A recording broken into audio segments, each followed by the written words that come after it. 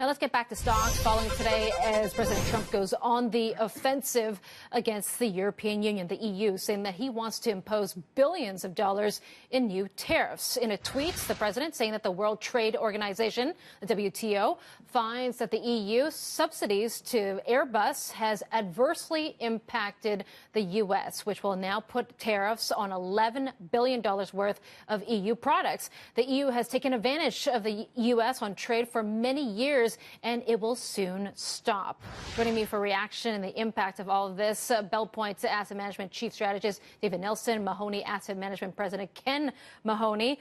Guys, good to see you. So not only are we battling China when it comes to a trade war, but we're also taking on the EU as well. But I would say that the dollar amount is so much lower, don't you think, at $11 billion? It's almost like a drop in the bucket if you compare it to the U.S.-China trading relationship, right, Ken? It's more about the uncertainty because, most investors say, hey, this China trade deal is still open. We want to check that box before jumping in the ring with some other continent or some other country and start up with them. So I think it's more about the uncertainty. Though I have to say, the market's not really selling off sharply because of it, and maybe excuse coming into earnings. This has been really a strong market.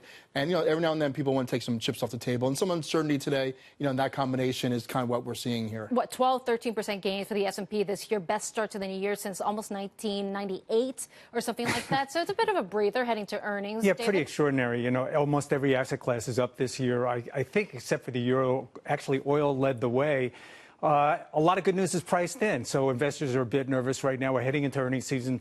Earnings are going to be down year on year, but the good news is that revenue is going to be up. This is largely margin compression because of some good things like wages going higher. Yeah, I would say compared to a really strong 2018, 2019 is not going to look that great, but still companies are making a lot of money. Yeah, and also we have the Fed on the side, right? They give them the green light. We went from the October 3rd to October 4th, which was, hey, we're far away from neutral. Right. December 19th, raising rates and going to raise rates all through 2019.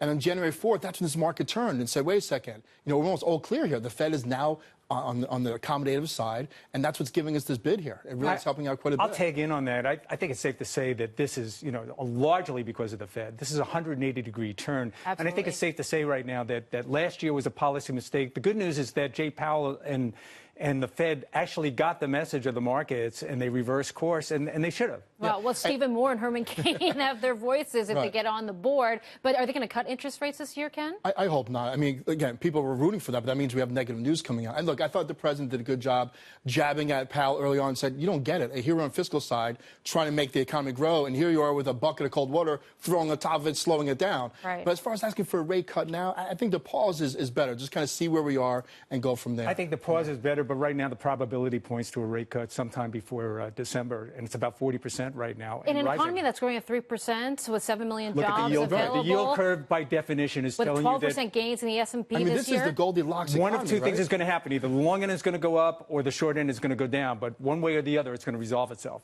Right. But aren't they getting ahead of their skis? I mean, don't you need to keep your powder dry in case there is an actual downturn in the Well, then they should economy? be addressing the balance sheet. That's what they really need to address. And that's really the big mistake here. We have...